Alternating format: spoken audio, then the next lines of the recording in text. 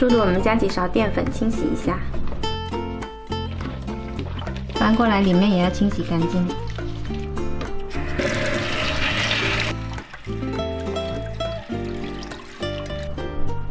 再加少许醋清洗一遍。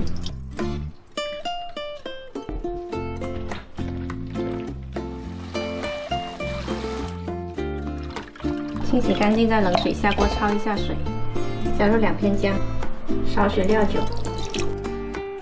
焯烫好了就把它夹起来清洗干净。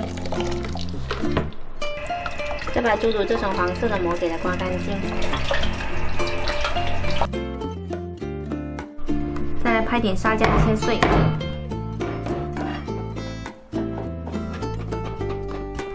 剁碎的沙姜加到猪肚里面，再来加入2勺生抽。半勺盐，加一点点黄酒或者料酒也可以，一点点老抽上色，最后来一点花生油，然后给它炸均匀。肚子里面也塞一些酱料，然后腌制15分钟。电饭锅内胆先放一点油，锅底铺上提前切好的姜片。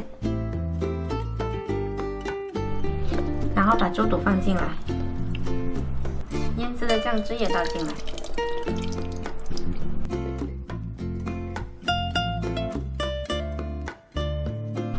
电饭锅选择煮饭键40分钟。好啦，我们的沙姜焗猪肚就做好啦，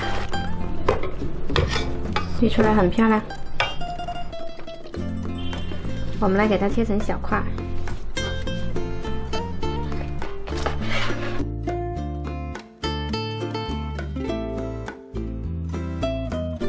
剩下的酱汁给它淋进来，